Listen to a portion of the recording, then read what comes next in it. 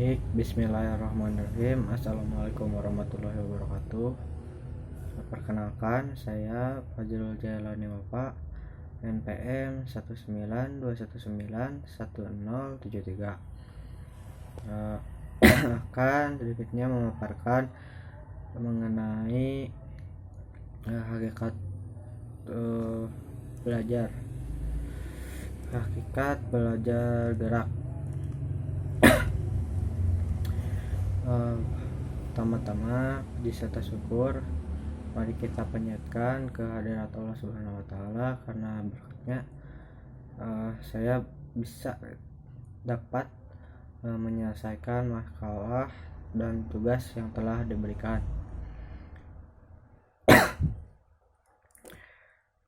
Dalam yang akan saya paparkan ini akan mengenai belajar gerak, lalu teori, lalu mengenai konsep ataupun bentuk dari gerak dan juga ranah gerak. Nah, gerak ini merupakan elemen penting dalam kehidupan manusia. Gerak adalah ciri kehidupan, serta memelihara gerak adalah mempertahankan hidup, dan meningkatkan kemampuan gerak adalah meningkatkan kualitas hidup. Nah, hampir semua aktivitas yang dilakukan manusia ini melibatkan unsur gerak ataupun keterampilan motorik. Nah, sangat banyak aktivitas manusia yang melibatkan dimensi keterampilan motoriknya. Misalnya gitu, kita dalam bidang kita gitu, tentunya dalam bidang olahraga, kita sangat bergantung dalam hal keterampilan motorik gitu, tentunya dalam koordinasi gerak pada teknik gitu. Lalu ada juga dalam bidang seni serta beragam dunia kerja yang lain atau profesi yang lainnya. Nah, gerak ini adalah suatu pergantian posisi yang dilakukan oleh setiap orang. Gerak adalah sesuatu yang ditampilkan oleh manusia secara nyata dan dapat kita amati. Nah, lebih lanjutnya bisa dikatakan bahwa gerak ini ibarat seperti pupuk makanan tuh bagi pertumbuhan dan perkembangan. Lalu kita ke belajar geraknya gitu. Pada dasarnya belajar gerak ini merupakan suatu proses belajar yang bertujuan untuk mengembangkan berbagai keterampilan gerak secara efektif dan efisien.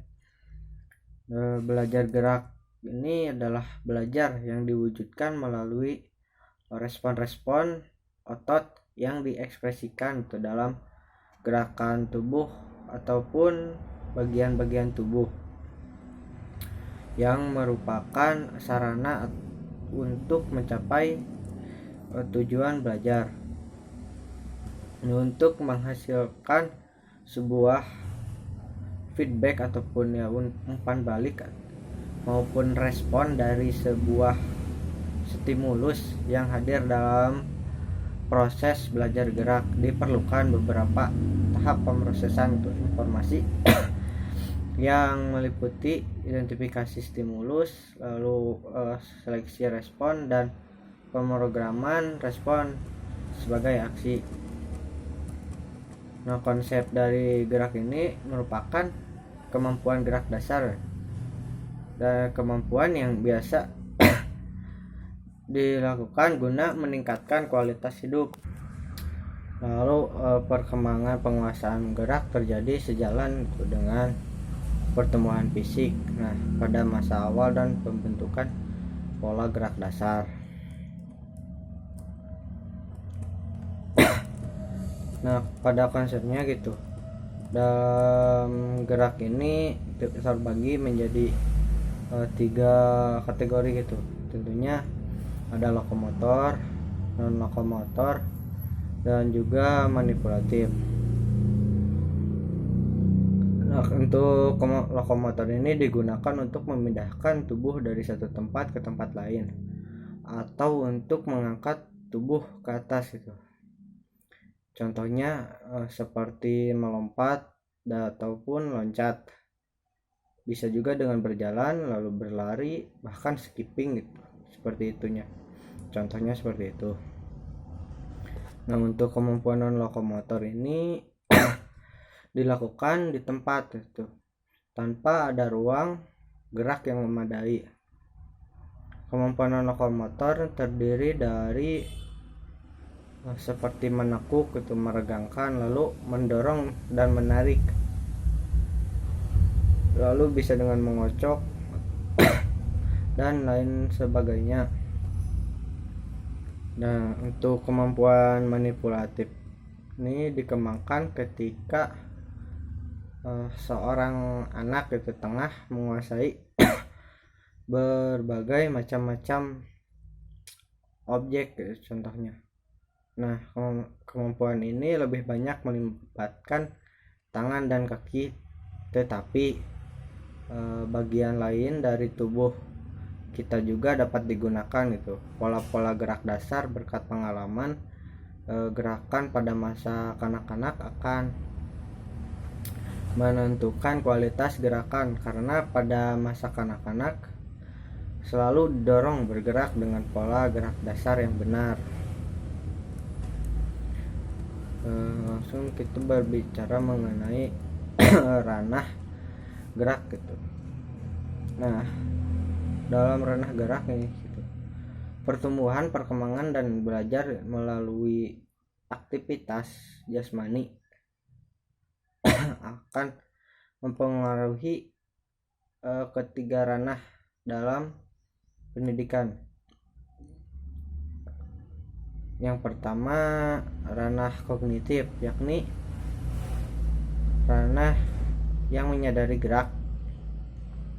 Lalu ranah psikomotor, yakni pertumbuhan biologis, lalu kesehatan serta kebugaran jasmani itu. Dan ranah afektif, yakni rasa senang, lalu aktualisasi diri serta konsep dirinya. Nah, dapat dikatakan bahwa untuk kemampuan motorik ini mengintegrasikan aspek perkembangan yang lainnya. Mungkin demikian tuh yang dapat saya jelaskan itu mengenai hakikat gerak, hakikat belajar gerak, yang di dalamnya itu ada belajar gerak, konsep ataupun bentuk dari gerak, dan juga ranah gerak. Mungkin terima kasih, kurang lebihnya mohon maaf. Wassalamualaikum warahmatullahi wabarakatuh.